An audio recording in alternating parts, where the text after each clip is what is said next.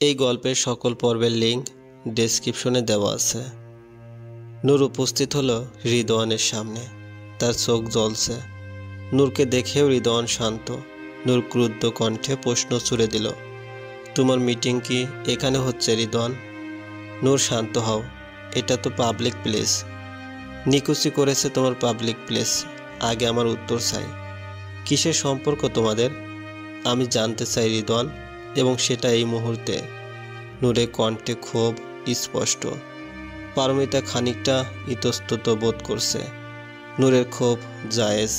কোনো স্ত্রী তার স্বামীর যত্ন অন্য কোনো নারীর সাথে ভাগ করে নিতে পারে না। সে কারণে সে বাধাও দিয়েছিল রিদওয়ানকে, কিন্তু সে শোনেনি। কিছু কিছু দায়িত্ব মানুষ চাইলে বেড়াতে পারে না। মানুষের জীবনে এমন পরিস্থিতি উৎপন্ন হয় যা সে চাইলে বেড়াতে পারে না। পারমিতা এগিয়ে এসে বলল, তুই ভুল বুঝছিস নূর, প্লিজ ভাইয়াকে ভুল বুঝিস না। আমার শরীরটা খারাপ হয়ে গিয়েছিল। পারমিতার দিকে শীতল করা চাহনি দিয়ে বলল, স্বামী স্ত্রীর মাঝে তৃতীয় ব্যক্তি হওয়াটা বন্ধ কর পারমিতা। আমি আমার হাজব্যান্ডের সাথে কথা বলছি। নূরের কথা শুনে মিয়ে যায় পারমিতা। এদিকে স্মৃতি দিদি নূরকে শান্ত করার চেষ্টা করলো। নূর, ভুলে যাস না, এটা রাস্তা, তোর অফিস, এখানে কেউ দেখলে শুধু শুধু গসিপ করবে। কিন্তু আজ যেন নূরের ধৈর্য বাঁধ ভেঙেছে। সত্য মিথ্যা, ভুল ঠিক সব কিছুর ভেদ সে ভুলতে বসেছে। রিদওয়ানের মুখোমুখি হয়ে তীক্ষ্ণ স্বরে প্রশ্ন করে, উত্তর দিচ্ছ না কেন? আমার উত্তর রিদওয়ান, সব কিছুর একটা সঠিক সময় থাকে নূর। সময় এলে আমি নিজ থেকে সব বলবো। রিদওয়ান শান্ত কণ্ঠে কথাটা বলে। নূরকে শান্ত করাটা প্রয়োজন। অহেতুক রাস্তার মানুষের হাসির খোরাক হতে চায় না সে। নূরও দমে যাওয়ার পাত্র নয়। শক্ত কণ্ঠে বলে, আর সেটা কবে? নূরের চোখের দিকে তাকিয়ে থাকে রিদওয়ান। নূরের চোখে তার প্রতি অবিশ্বাসের আস্তরণ স্পষ্ট। এখন সব বললেও নূরের কাছে তা অযৌক্তিক মনে হবে। রিদওয়ান তাই শান্ত স্বরে বলল, আমরা বাসায় যাই, তারপর কথা বলি। আগে তোমার কথা শুনবো, তারপর আমি ঠিক করব আমি ও বাড়ি যাব কি না। নূর। নূর অবিচল। সে এক চুল নড়ল না। সরু দৃষ্টিতে তাকিয়ে রইল কেবল। রিদওয়ান কিছুক্ষণ চুপ করে থাকলো। কাতর দৃষ্টিতে নূরের দিকে কিছু সময় তাকিয়ে দীর্ঘশ্বাস ফেলল সে। তারপর বলল, আমি তো একবার বলেছি বাড়ি না যে আমি কোনো কথা বলবো না। তুমি অহেতুক মানুষের সামনে সিন ক্রিয়েট করছো। রিদওয়ানের কথাটা ভেতর থেকে নাড়িয়ে দিচ্ছে নূরকে। হৃদয়ে বিষাক্ত ছুরি যেন কেউ চালাচ্ছে। এতটা কষ্ট লাগছে নূরের।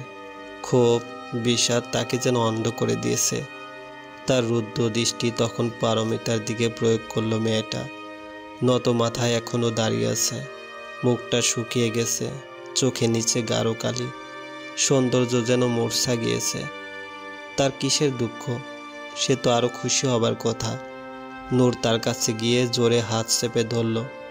ক্ষোভ জড়ানো কণ্ঠে বলল, এখন এত নাটকের প্রয়োজন নেই তো। যা চাইতি পেয়ে তো গেলি। খুশি হচ্ছিস না? কি যাতা বলছিস তুই নূর? ঠিক বলছি। তোর লজ্জা করলো না? কিসের সম্পর্ক রে তোর রিদওয়ানের সাথে? মাত্র তো কয়েক মাস হলো তার অফিসে চাকরি নিয়েছিস, তাতে এত দরদ জন্মেছে তোর জন্য? কি এমন কথা যে রাত 3টায় বান্ধবীর হাজবেন্ডকে ফোন দিতে তোর একবারও লজ্জা হয় না? কার সাথে শুয়ে বাচ্চার মা হয়েছিস তার দায়িত্ব আমার স্বামীর উপর দিতে চাচ্ছিস? কেমন মেয়ে মানুষ তুই? নূরের কথাগুলো ঠোঁট কামড়ে শুনল পারমিতা। তার কান্না পাচ্ছে, কিন্তু কাঁদতে পারছে না। কোনোভাবে কাঁপা স্বরে বলল, তুই ভুল বুঝছিস নূর। আমি এত বোকা নই পারমিতা। যদি ভুল হয়েই থাকি ঠিকটা বল। বলতে পারবি না? হয়তো নিজেও জানিস না এই বাচ্চার বাবাকে। হয়তো আমার গুণধর স্বামী তোর বাচ্চার বাবা। ভুল বলছে কি? নয়তো 6 মাসেও আমাকে ছুতেও তার এত উৎকণ্ঠা কেন হবে? এতক্ষণ শান্ত থাকলেও কেন আর চুপ করে থাকতে পারল না রিদওয়ান?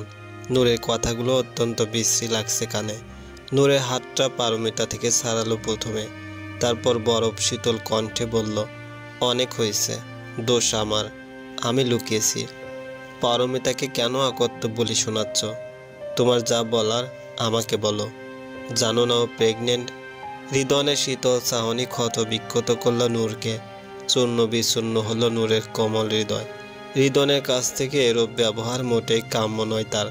তবু হৃদন বাহিরের নারীর জন্য তাকে শীতল চাহনি দিচ্ছে, কঠিন স্বরে তার সাথে কথা বলছে। নূরের অজান্তে চক্ষুজোড়া নোনা জল ছেড়ে দিল। শ্যাম গাল বেয়ে নেমে এলো একরাশ কষ্ট, কিন্তু নিজেকে সামলে নিল নূর। চোখ মুছে বলল, আমার উত্তর আমি পেয়ে গেছি বলে হাঁটা দিল নূর। হৃদওয়ান তাকে আটকালো না। কিছু কাতর চাহনিতে চেয়ে রইল তার যাবার প্রাণে। পারমিতা বলল, ভাইয়া ওকে আটকান, ও ভুল বুঝছে, ভুলটা তো ভাঙাতে হবে। যে বুঝতে চায় না তাকে বুঝিয়ে কি লাভ বলো তো? এর চেয়ে তুমি নিজেকে চিন্তা করো, পজিশন কিছু তোমার ভালো না। পারমিতা কোনো কথা বলে না। সেদিন রাতে নূর আর বাড়িতে ফিরে না। নাজমা বেগম জিজ্ঞেস করে বহুবার, নূর কোথায়, ও আসেনি কেন? হৃদন চুপ থাকে, কোনো কথা বলে না। নাজমা বেগমও একটা সময় চুপ করে যান। সময় পেরিয়ে যায়, 1 সপ্তাহ 2 সপ্তাহ। হৃদন বার পাঁচেক ফোন দেয়, কিন্তু নূর ফোন রিসিভ করে না। সে বাবার বাড়িতেই থাকে। নাজমা বেগম বাড়ি ফিরতে বলেন, কিন্তু এড়িয়ে যায় সে। হৃদনের কাজে মন বসে না, না খেতে পারে না ঘুমোতে। পুরো ঘরময় নূরের হাসি, তার কথা, তার স্মৃতি যেন তাড়া করে হৃদওয়ানকে। অজান্তেই মেয়েটা মনের ঘরে জায়গা করে নিয়েছে। এখন তাকে ছাড়া বাড়িতে থাকতেও ভালো লাগে না হৃদওয়ানের। চোখ বুঝলেই গোল গালের মেয়েটার প্রতিচ্ছবি চোখে ভাসে।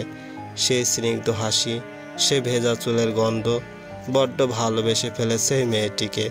কিন্তু দুর্ভাগ্য, বলাই হলো না। হয়তো তাদের সম্পর্কটা এতটুকুই ছিল। কফি শপে মুখোমুখি বসে আছে পারমিতা এবং নূর। অনেক কষ্টে পারমিতা নিজের সাথে দেখা করতে রাজি করায় নূরকে। হৃদনের অবস্থাটা কেমন খুব ভালো করে জানে পারমিতা। ভালোবাসার মানুষ মুখ ফিরিয়ে নিলে সত্যি কষ্ট লাগে। আর এই ভুল বোঝাবুঝির উৎস কেবল সে। তাই জেনে বুঝে একটা বিয়েতে ফাটল ধরাতে রাজি নয় সে। একটি বিয়ে ভাঙ্গা মসজিদ ভাঙ্গার মতোই ধরা হয়। নূর শক্ত মুখে বসে আছে এবং বারবার মোবাইলের ঘড়ি দেখছে। তার অস্বস্তি লাগছে পারমিতার সাথে বসতে। শেষমেশ আর ধৈর্য না ধরে বিরক্তি নিয়ে বলল, যা বলার দ্রুত বলো। নূরের কথা শুনে পারমিতা ভনিতা ছেড়ে বলল, আমার আর হৃদন ভাইয়ের সম্পর্কটা শুধু কলিগ কিংবা বন্ধুর স্বামী হিসেবে নয়। আমি হৃদন ভাইয়াকে তোর বিয়ের অনেক অনেক আগ থেকে চিনি। ইভেন তোর আমার বন্ধুত্বের বহু আগ থেকে।